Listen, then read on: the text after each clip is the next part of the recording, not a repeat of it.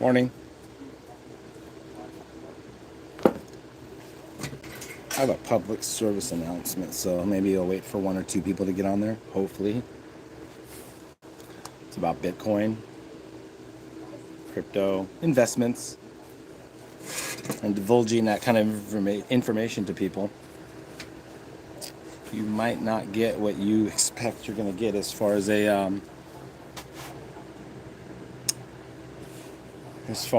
acceptance or as far as an understanding of the meaning behind it. I guess when I share stuff about Bitcoin, it I don't even have a lot of Bitcoin. That's what's funny. I'm an advocate for Bitcoin. I'm scraping for Bitcoin. I don't even have a whole Bitcoin. Give me a break.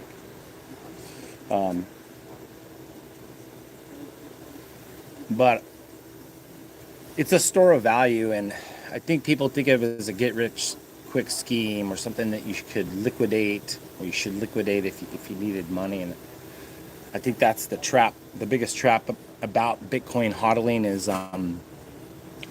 this balance that because we can't see the future. So this balance that we're trying to find with Bitcoin.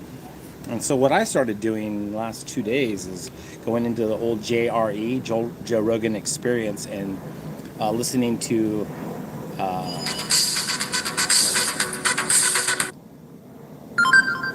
to take that call later. Sorry about that. I don't know why that's doing that.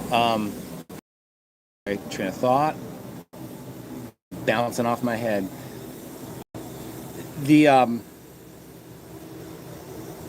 basically, when you explain something, okay, I'm holding. Maybe people know you have, or they assume you are holding Bitcoin. Then you talk about Bitcoin.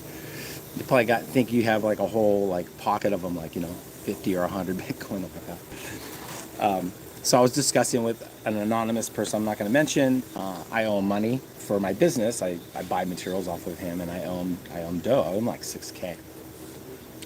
And I've been liquidating stocks, and I've been liquidating some Ethereum the last 6-7 months just to survive. I haven't been taking a paycheck lately because things are just tough. And so with the economy and everything, I mean, if you study any finance stuff, or if you're in the real world and you're not listening to the bucket of goods CPI that they tell you, and you don't worry about pizza and Netflix costs, but you're worried about scarce, valuable goods such as property and artwork and cars and electronics, stuff that's expensive to obtain with the dollar, and you're seeing that inflation, then you understand that we are going down a bad road. And right now in 2025, the Fed is going to release.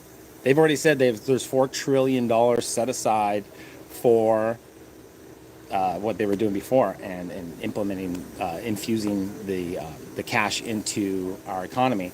And so today, I believe, is going to be an announcement of how much crypto that the U.S. government holds by way of confiscation, and how much of that they're going to put into our Treasury, U.S. Treasury, to combat the debt, which I believe it'll help a little bit, but the numbers they're speaking, I don't believe they can get enough Bitcoin that fast. There's not enough supply, and we can get into that in a different conversation. But I'm talking to this friend of I call him a friend, but he's a supplier of mine, and I own dough, and he's like, I find it kind of disrespectful that you're not selling your Bitcoin to pay the bill. And I'm like, wow, it's a store of value. I said, I'll sell my car if I need to pay this bill. I would sell my collector car before I will sell my Bitcoin. That's just facts. The Bitcoin stays. And if you are serious about your future, and if you're watching how that dollar is crashing, you might want to invest some more dollars into Bitcoin. It's not an invest. I mean, I say an invest in it, but literally just a transfer of how much you have in dollars to Bitcoin, because the dollar is crashing so fast, and it's in buying power. I used to wonder what that meant. Like, oh, the dollar's crashing. I mean, I thought it meant like within markets and stuff that was way above what I understood about pay grade. And I think that it's crashing when your dollar can't buy what you could buy last week, last month, last year. So if you go on to the JRE and you listen to Antonopoulos, he comes on the show, I think twice, 2000, 8 years ago and 11 years ago. So whatever that is, like 14 and 17 or something. And you listen to Antonopoulos, Joe Rogan asks Antonopoulos, hey, how much is Bitcoin right now? And he goes, well, last year it was around 216. Right now it's at 616. And you hear Joe Rogan go, Jesus Christ. Now, this is back then. So, and that's like a $300, $400, $500, $400 jump. And Antonopoulos is discussing about how that jump is it's going to swing. The volatility is like $400 versus, it's like triple or double what that volatility is then. That volatility does not exist now in Bitcoin. It's not going to swing down to 20 or 30,000. And if it did, you guys, I would suggest you buy as much as possible, because that means milk's on sale. I'm an advocate for Bitcoin because I understand the technology behind it. It's not a currency. It's not a crypto. And then that thing's a ball of energy. If you study it, I've studied it well over 3,000 hours, and I still don't know it. I'm starting to learn. I need to know the Lightning Network. That's something that was built behind the Bitcoin. That's something I'm totally a newbie about. It's an easy way to send Bitcoin for a very, very cheap amount of money. That's about as much as I know, and I'm learning. So I suggest you go out there and learn as much as you can about Bitcoin, the dollar, and where we are financially, because we're in a rough spot, all of us.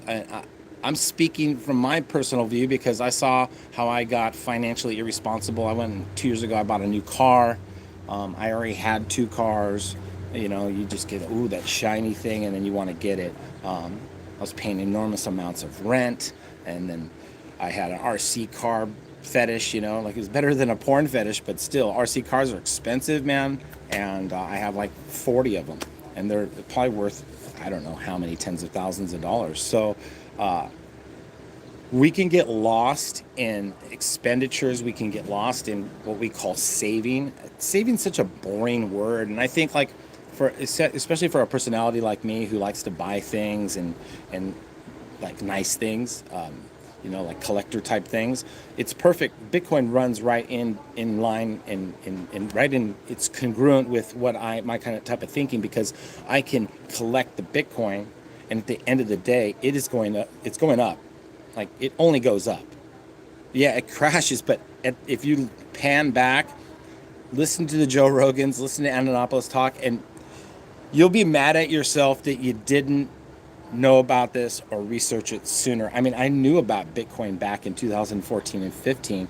I thought it was this magical way, like that I just didn't know enough about it. I thought your computer generated Bitcoin. They do, but not yours. It's like you start to understand mining, and you start to understand storage, and it's like, it's not just arbitrary that your computer will have a Bitcoin. So once you start to understand why your Bitcoin would have, or why your computer would have Bitcoin in the first place, for example, my laptop, then you start to understand how it works. You start to see why the guy from England who threw away his old computer, and now he's been digging in the trash for the last so many years because he's got billions of dollars in this computer held up in Bitcoin, and the keys to the Bitcoin are in his computer. So I guess I started this live feed. I was a little bit frustrated, and I think that when I come across trying to explain where Bitcoin's going and where the price will be, that people kind of take it as like, oh, he's showing off, or he's trying to tell people how great his investment is, and it just couldn't be further from the truth, man. I honestly want people to be in the space, because I feel like if you're not in now, you're gonna be in, but you're gonna be in at such a higher price, and you're gonna have so much less Bitcoin. It's called, and some of you might know, it's called stack sats. Stack your Satoshis. So 100 million Satoshis per Bitcoin. It's divisible. The inflationary rate it's opposite of where the dollar's at. It's deflationary. And it's short supply. It's only 21 million ever going to be made. If you lose them, they're gone. That's happened a lot. Satoshi Nakamoto, the inventor, him, her, they, she, we don't know, They own about roughly 900,000 Bitcoin, locked in a cold storage. It hasn't been touched since the inception of the Bitcoin back in 2008, 2009, I believe. Just do your research. Pizza Day, Bitcoin Pizza Day. A lot of people don't know what that is. It's a day that two gentlemen, one wanted to order the pizza, and then was like, "Well, I got some Bitcoin. Why don't I give you the Bitcoin, and then you order pizza on your debit or credit card?" And that's how it was made. A lot of people think that they actually paid for the. My dog's getting into stuff. Paid for the Bitcoin, or paid the pizza directly with the Bitcoin. And that's not true. It was actually it was a transfer to somebody personally. You and I want pizza. You order it on your credit card. I send you the Bitcoin. You pocket the Bitcoin. It was 10,000 Bitcoin. It's like over $1 billion worth of Bitcoin for two pizzas. So Pizza Day, I believe, is March 22nd, 2010, something like that. Again, do your research. There's story fables. There's all that kind of stuff. And I saw up to 10 people on there. Now we got one Lone Ranger. Thank you, Lone Ranger. So go out and get some Bitcoin. Collect it. Collect it like it's your life, because it literally is. Think about this. Think about all your hard-earned energy that you go to your job and your billable hours or whatever your W-4, your 1099. And if you just look at the amount of hours you've put in the last year, 2 years, 5 years, 10 years. Do some math. Throw it into AI, see how many person hours that you've put into life, and then where you stand and where you're at. And it doesn't demean how hard you work. I work my buns off, and I'm not where I want to be. And I think I've missed chances to be that millionaire. I guess there's this number that we put on success. To me, it's like $1 million is like, at least you have enough energy to kind of skate through your rest of your life. A lot of people say no. Again, it's how you spend your money. If you're trying to buy a new car all the time and you're doing bad investments and you're putting in money that does not fight against the inflationary dollar, you're going to lose out. So your $1 million will evaporate. But I believe if you invest in Bitcoin, you won't have that issue. One last thing is I do think there's a lot of use case for altcoins. I don't think that the only use case is Bitcoin. I believe that the ultimate store of value is Bitcoin because it can't be tampered with.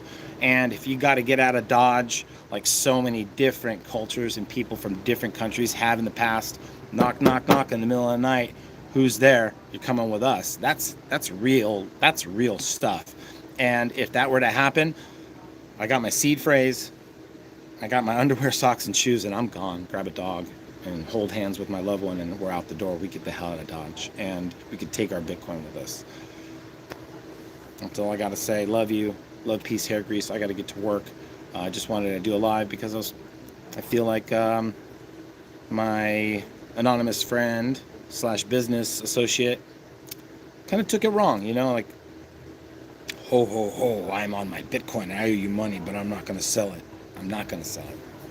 I don't care. I'll sell anything else. I'm not selling my Bitcoin. I'll sell the computer. I'll sell the RC cars. I'll sell the collectible car. Sell this collectible 2014 Supercross Monster Energy shirt before I sell the Bitcoin. All right? Love you guys. Go check it out. Check out the 2 Joe Rogans with Antonopoulos. One's in like the 400s, and the other one is in like around, I think, the 700s or 800s as far as the Joe Rogan podcast. Awesome stuff. Hello, what is this? What's wrong with the economy? Oh man, the dollar. The dollar's wrong with the economy. The dollar does not have any buying power. The world economy follows the dollar, which they just keep adding dollars when they run out of money. It's not fair. It's like if you play Monopoly and I bring the cash from my Monopoly set to your game, and I have them in my pocket, and then you guys were playing the game, and I'm like, hey, by the way, I don't have very much, but I'm going to just add this to the pot. You guys would be like, no, you're not. You can't do that. Same thing. That's what they're doing right now. They're adding more Monopoly money. It's literally just Monopoly money because it's not backed by anything. It's They're printing, money printer go broom broom, but they're only printing a fraction of those digital dollars that they're infusing. They don't print it all. Most of it's just zeros and ones that goes into a computer base, which is actually a blockchain.